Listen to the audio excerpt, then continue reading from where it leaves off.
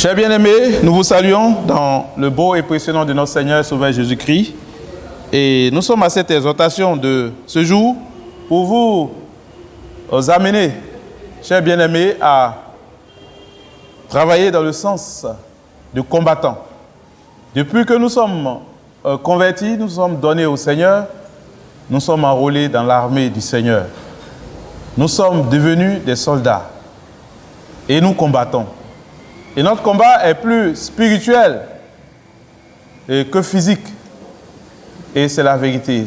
Quand les combats sont remportés dans le monde spirituel, dans le monde physique, cela aussi, il va sans dire que cela est remporté. Et nous allons donc parler en quelques instants du combat spirituel. L'apôtre Paul en sait quelque chose et il nous parle dans la seconde épître aux Corinthiens, au chapitre 10, à partir du verset 3. Le combat spirituel. Alors lisons le texte, 2 Corinthiens chapitre 10, versets 3 à 5. Si nous marchons dans la chair, nous ne combattons pas selon la chair. Car les armes avec lesquelles nous combattons ne sont pas charnelles, mais elles sont puissantes par la vertu de Dieu pour renverser des forteresses. Nous renversons les raisonnements et toute hauteur qui s'élève contre la connaissance de Dieu, et nous amenons toute pensée captive à l'obéissance de Christ. Amen. On peut encore relire ce texte, mais relisez-le chez vous et retenez bien qu'il est question ici de combat spirituel. Si nous combattons dans notre chair, ce combat que nous faisons, ce n'est pas selon la chair, ce n'est pas charnel, c'est spirituel. Et ce qui est spirituel nécessite justement des armes spirituelles. Oui, chers bien-aimés, nous ne combattons pas, premièrement, contre la chair. Et nous ne combattons pas, deuxièmement, selon la chair. Et puisque nous ne combattons pas selon la chair, quel est le combat que nous menons alors? Dans l'épître de Paul aux Galates, il est dit que nous devons vaincre notre propre chair. Ce n'est pas contre la chair des autres qu'il faut combattre. L'être humain a cette tendance-là. Il s'aime naturellement. On n'est pas prêt à se faire du mal soi-même. On n'est pas prêt à se piquer avec des aiguilles. Mais on est prêt à le faire pour les autres. Vous voyez ce qui se passe dans le monde. On crée des armes très puissantes. Non pas pour les animaux, non pas pour les bêtes, mais pour les hommes. La guerre, quand un pays est armé, on dit que ce pays-là est puissant. Oui, c'est contre la chair des autres. Mais nous, les chrétiens, nous avons un autre combat. Ce n'est pas contre le physique, c'est dans le monde spirituel que tout se passe.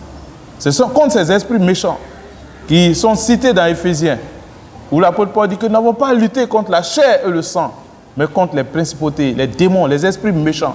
Oui, les difficultés que tu traverses aujourd'hui, les problèmes par lesquels tu passes, c'est le combat spirituel qui va t'amener à t'en sortir. Il faut lutter, il faut traiter durement son corps, soi-même. Et cette lutte ne se fait pas selon la chair. Ce sont des plans, des stratégies humaines qu'il faut mettre en place. Mais c'est dans la prière, dans l'invocation de la présence de Dieu. Alors, le Seigneur dit, si vous souffrez, priez. Demandez le secours du Seigneur. C'est ce que Jésus veut. Le Seigneur veut que nous dépendions de lui. Dépendre du Seigneur Jésus, et c'est ce qu'il y a de meilleur. Car c'est ce qu'il faut. Certains pensent que leur argent est la solution à leurs problèmes. Ils pensent que le combat, ils l'ont gagné parce qu'ils ont de l'argent.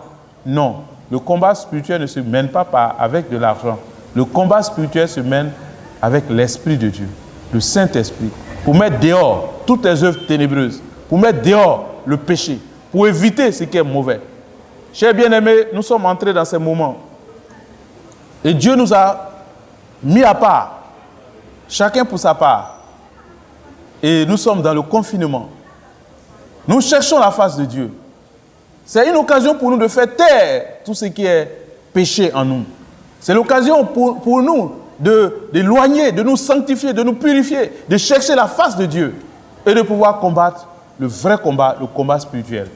Oui, c'est ce combat-là qui nous permettra de remporter les victoires dans le monde physique. Chers bien-aimés, prie pour toi-même que tes péchés soient effacés par le Seigneur, que tes péchés soient ôtés par le Seigneur, parce que c'est l'occasion. Nous ne pouvons pas passer ce temps sans recevoir de Dieu quelque chose. Nous devons sortir meilleurs. Après tout combat spirituel, alors le Seigneur envoie ses anges pour nous fortifier. Quand Jésus a jeûné pendant 40 jours et 40 nuits, il a dit qu'il a résisté à Satan. Satan lui a fait des propositions, mais il est sorti victorieux. La victoire a été de son côté. Et là, les anges sont venus pour le servir. Et lorsque Jésus était dans le jardin de Gethsémane, lorsqu'il a prié et que sa sueur est devenue comme des grumeaux de sang, il a dit que des anges sont venus pour le fortifier. Oui, le Seigneur veut que nous combattions le combat spirituel. Si Jésus n'avait pas combattu le combat spirituel, il n'aurait pas remporté la victoire pour monter sur la croix, parce que ce n'était pas facile de mourir et de souffrir pour des impies que nous sommes. Mais il a fallu qu'il combatte spirituellement. Et la victoire a été remportée au jardin de Gethsémane. Oui, tu es en train de combattre. Sache que le combat, ce n'est pas contre les autres. Autrement, tu ne combattras plus. Ce n'est pas contre ton frère, ce n'est pas contre ta soeur, ce n'est pas contre ta tante, ce n'est pas contre ta grand-mère, mais c'est contre les esprits méchants, les esprits mauvais. Ceux-là, il faut les lier. Et tout ce qui est défaut, tout ce qui est péché dans nos vies, c'est l'occasion de faire taire cela. Oui, Dieu nous a mis en retraite de force pour que nous puissions régler ce problème avec lui. C'est pourquoi l'apôtre Paul dit, c'est vrai que nous marchons selon la chair, mais nous ne combattons pas selon la chair. Les armes que Dieu nous donne, ce sont des armes puissantes. Ce sont des armes qui ne sont pas charnelles, qui ne sont pas des armes humaines, mais c'est des armes spirituelles. Et avec ces armes, nous pouvons justement remporter la victoire. Et le Seigneur est formel. Pour ces armes, il nous parle. Dans le livre de l'Épître de Paul aux Éphésiens, il est dit, en le chapitre 6, nous allons citer ces armes que vous connaissez, et nous allons les pratiquer dans notre vie et par rapport aux autres. Oui, le vrai combat, c'est contre notre propre chair. Ce n'est pas contre la chair des autres, s'il vous plaît. Alors, écoutons bien ce qui est dit dans Éphésiens, chapitre 6, à partir du verset 10. Il est dit au reste, frères, fortifiez-vous dans le Seigneur et par sa force toute puissante. Revêtez-vous de toutes les armes de Dieu afin de pouvoir tenir ferme contre les ruses du diable. Car nous n'avons pas à lutter contre la chair et le sang, la chair et le sang des autres, mais contre les dominations, contre les autorités, contre les princes de ce monde des ténèbres, contre les esprits méchants dans les lieux célestes. Oui. C'est pourquoi, prenez toutes les armes de Dieu afin de pouvoir résister dans le mauvais jour et tenir ferme après avoir tout surmonté. Verset 14. Tenez donc ferme et à vos reins la vérité pour ceinture. Chers bien-aimés, par rapport aux autres, si nous voulons être revêtus de l'armure de Dieu pour combattre le combat spirituel, soyons véridiques. La vérité pour ceinture. Oui, nous devons avoir la vérité pour ceinture. Revêtez la cuirasse de la justice. Soyons justes. La justice. Pratiquons la justice. Faisons ce qui est équitable, ce qui est normal. Soyons justes. Oui. Mettez pour chaussure à vos pieds le zèle que donne l'évangile de paix. Ah, il faut parler de Jésus autour de nous. Si nous avons des personnes qui sont dans notre entourage qui ne connaissent pas le Seigneur, parlons-leur de Jésus. Ayons le zèle que donne l'évangile de paix et les chaussures et à nos pieds. Revêtons-nous, chers bien-aimés. Le combat est à notre niveau. C'est nous qui devons travailler sur notre vie. Oui, il est dit, et prenez par-dessus tout cela le bouclier de la foi, avec lequel vous pourriez éteindre tous les traits enflammés du malin.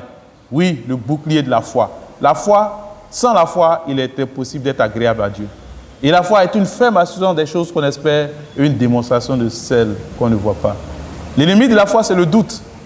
Quand Jésus a dit à Pierre, avance sur l'eau, lorsque Jésus marchait sur l'eau, Pierre est venu quand il croyait. Mais quand il a commencé à douter, il s'enfonçait. Il a dû crier, Seigneur, sauve-moi.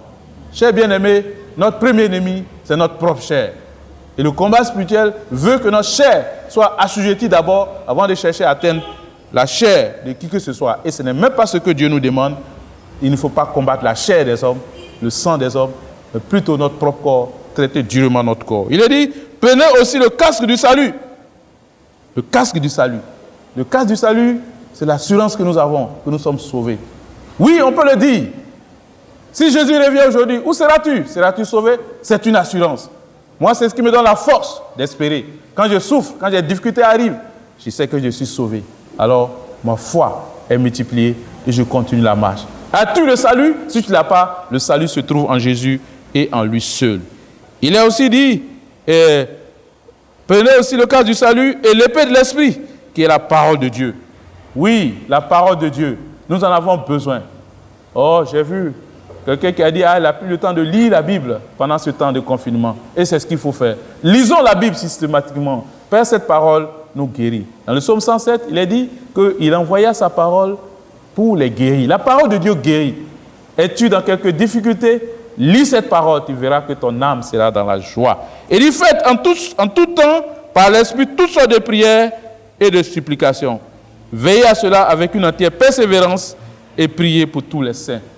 Et quand nous lisons la parole de Dieu, nous sommes amenés à la prière. Oui, le combat se déroule dans la prière.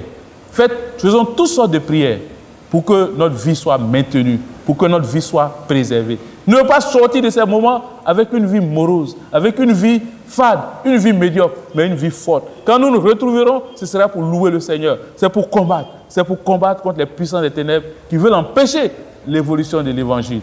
Alors, chers bien-aimés, le combat spirituel, il n'est pas contre la chair des autres. Les âmes dont nous nous revêtons, c'est par rapport à nous-mêmes. C'est nous qui devons être justes. C'est nous qui devons être véridiques. C'est nous qui devons prêcher la parole de Dieu. C'est nous qui devons annoncer l'Évangile. C'est nous qui devons prier pour tous les hommes. Parce que cela est notre devoir. Alors que Dieu bénisse sa parole dans nos cœurs et que nous puissions mener ce combat. Que nous puissions traiter durement notre corps afin de remporter le combat. Parce que ce combat est contre les puissances ténébreuses, contre les puissances démoniaques. Et ce n'est pas la chair qui les vainc, mais c'est les choses spirituelles. C'est les âmes de Dieu. Alors que Dieu bénisse sa parole dans nos cœurs et que sa grâce soit notre partage. Amen. Nous allons prier le Seigneur afin que nous soyons des vrais combattants, prenant les armes de Dieu et ne pas utiliser ces armes comme des armes charnelles. Les armes charnelles, c'est des armes physiques. Mais les armes spirituelles, c'est ce qu'il nous faut. Et c'est de ça que nous devons nous revêtir. Prions le Seigneur. Notre Dieu et notre Père, merci parce que ta parole est la vérité. Toi-même, tu es la vérité. Et celui qui marche avec toi est dans la vérité. Nous prions que la vérité soit notre partage. La justice, oh, le zèle que donne l'Évangile, que nous soyons des hommes revêtus de ta puissance et remplis de ton Saint-Esprit, l'Esprit qui nous donne la force de pouvoir combattre dans les moments difficiles, dans les moments pénibles, où il n'y a plus de force, où il n'y a plus rien. Mais toi, tu es avec nous. Oui, ce combat, il n'est pas contre la chair, mais contre les dominations, contre notre propre chair, mais contre, Seigneur mon Dieu, non pas contre notre prochain, mais contre tout ce qui peut nous empêcher, Seigneur mon Dieu, de faire ta volonté. Bénis nos cœurs, et que si dans le cœur de quelqu'un, il y avait la haine contre son prochain, que cela soit ôté. Si dans le cœur de quelqu'un, il y avait des ressentiments, des rejets contre son frère, que cela soit rejeté maintenant, et que la puissance du Saint-Esprit se manifeste, que l'amour soit mis à la place, et que la paix de Dieu soit là. Merci, parce que c'est toi qui bénis, et ta bénédiction est celle qui enrichit, ne la fait suivre d'aucun chagrin. À toi la louange, la majesté, au nom puissant de Jésus, nous avons prié. Amen. Amen.